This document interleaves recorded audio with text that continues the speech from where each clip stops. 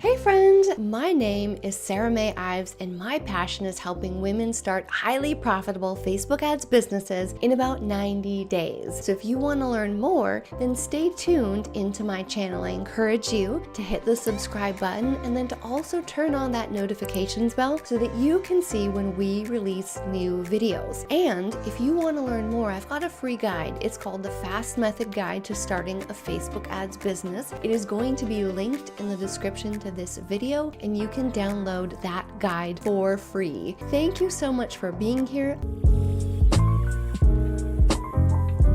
I wanted to show my appreciation to you guys, to every single one of you, provide you with some inspiration today. I just sometimes get inspired, so I think, you know what? I have something that needs to be said, and I think that you guys can really benefit from it. I really hope that it conveys my appreciation for everyone here. I hope that you give yourself a moment to reflect on what you have achieved this year, and all of the hard work that you're doing and how you're showing up. You deserve to be noticed, so I hope that you can give yourself a little bit of attention and gratitude. What we're going to do today is talk about the 3 questions that will radically change your business this upcoming year, because we are all here in an effort to grow your business, right? I want to remind you that your business success is going to come down to one fundamental principle, and this principle is your business success is dependent on your personal evolution.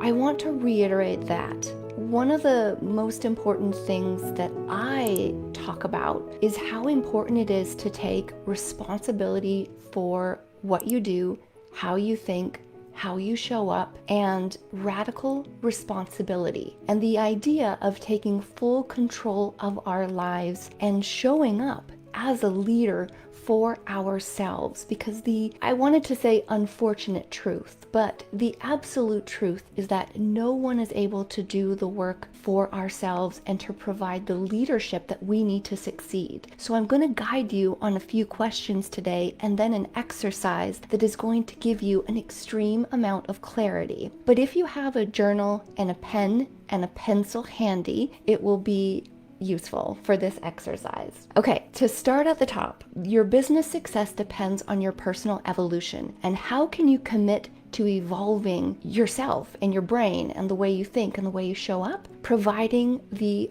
ultimate level of leadership to yourself and showing up in unconventional ways. So this is something that as a society, I haven't necessarily seen a lot of. We see it from time to time, but we are wanting to live an unconventional life, so we have to show up for ourselves in unconventional ways. And as an entrepreneur, we need to cultivate this resiliency that is going to hold us over the hard days, because there are hard days, there are hard moments. There's going to be times where, if you're anything like me, you look at yourself in the mirror and you think, what the heck am I doing here? I'm going to go back to get a job. This is too hard. I promise you it is worthwhile to stay the course and to continue going when other people may give up. And so why is our self-development so important? As an entrepreneur, we know this is a mental game. It requires tenacity, commitment, a vision, and showing up on those every day, even on the days when we don't feel like it. I want to start off with asking you guys to commit to this declaration. So let's make a declaration that says, I commit to leading myself and showing up for myself on good days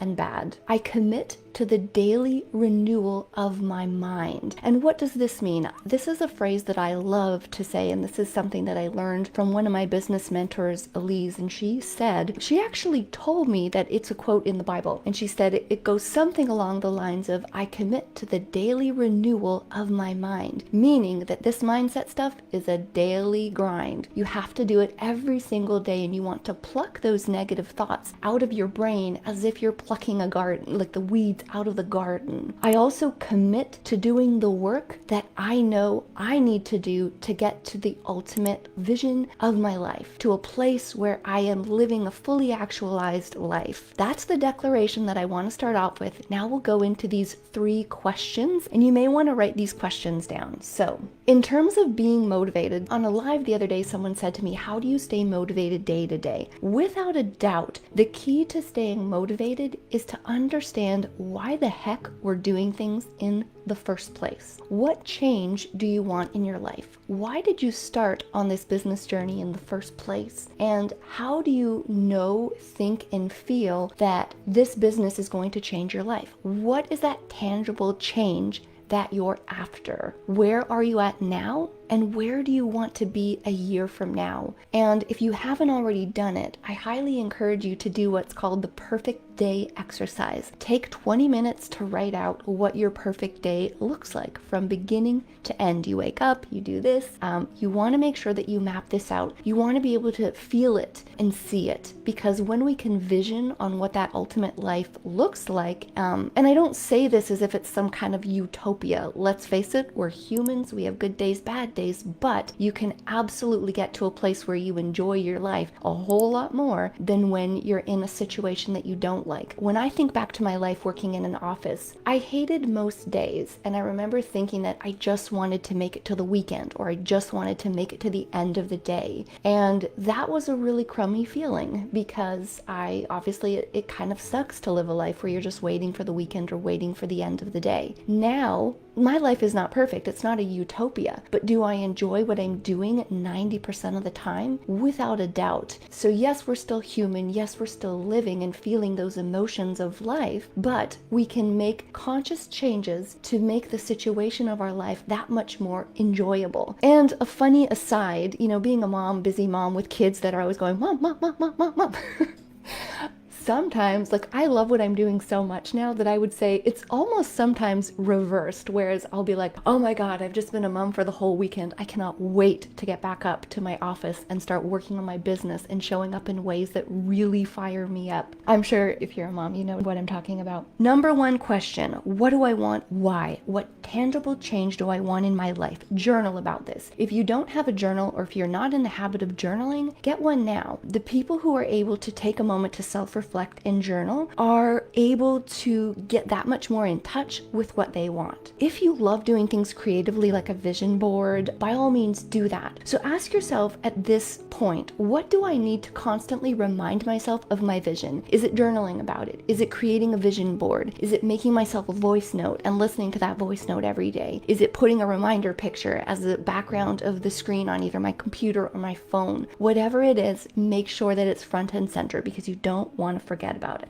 Question number 2, what experiences from my past have defined me, and what experiences can I consciously decide to reinterpret as refinement? Last week, someone asked the question, how do I avoid falling into the trap of thinking that this business will fail because all my other businesses failed? This goes down to the principle of looking at your life from the lens of refinement and not define. I don't even know if definement is a word. I don't think it is. But what I want you to do is, yes, we're humans. Crappy things have happened to us. Bad situations have happened to all of us. People have talked poorly about us. People have been unfair with us. This is just part of being human. I want you to ask yourself how you can revisit these situations. And also, it's not just about other people. We may have situations personally where we didn't show up in the way that we wanted to. Maybe we did something crappy. We did something that's just not sitting well with us. One of the biggest lessons of my life is when my father passed away, I had moved to help him. I was living on the West Coast at the time, and I moved home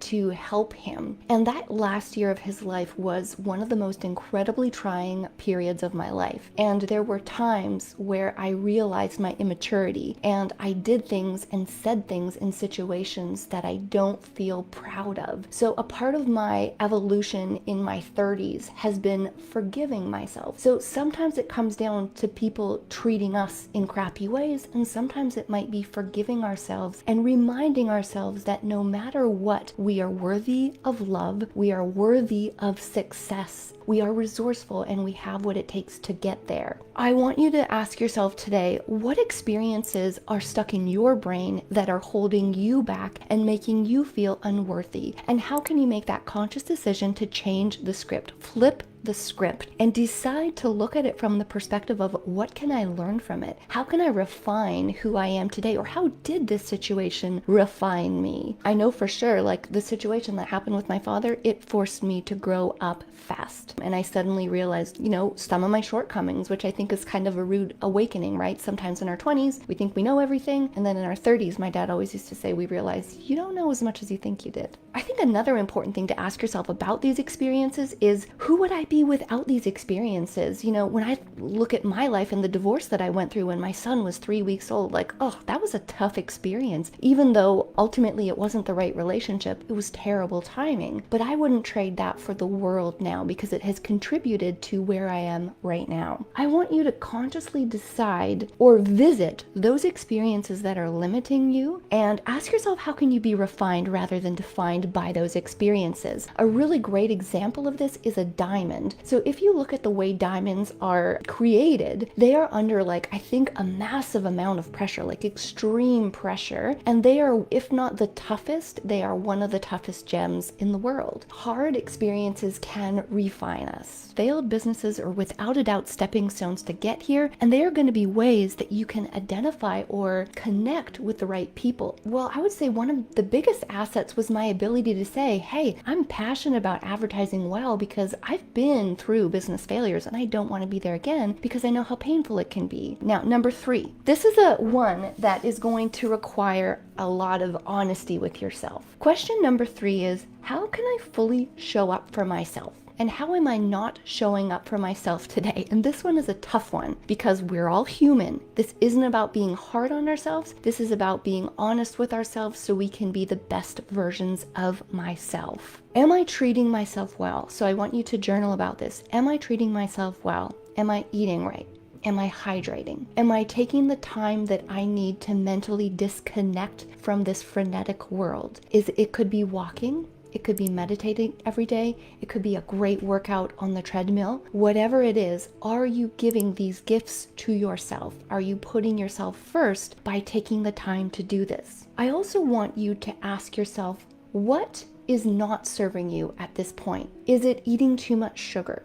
Is it drinking too much wine? Is it letting negative inputs into my life? A great way to figure out what the negative inputs are is to ask yourself, what is draining me? Is a situation with a client draining me? Is a situation with a loved one draining me? Maybe it's a situation with my kids that are draining me. So what you want to ask yourself is, how can I deal with these draining aspects of my life, and what steps can I take to minimize them? Obviously, being a mom, we can't get rid of the fact that motherhood is draining, but we may be able to ask our spouse or a loved one or hire a babysitter to get a little bit of time away. This is something that I struggled with as a mom because I had some anxiety about spending time away from my kids. My work with Abby Levine, one of the things she really helped me with was to recognize that, yes, it can be a little bit frustrating to have to spend time away from kids, but at the end of the day, I am a human and I need a rest. And it's far better to be with your kids and be present and have your cup already full than be in a place where you're constantly depleted, constantly crabby, constantly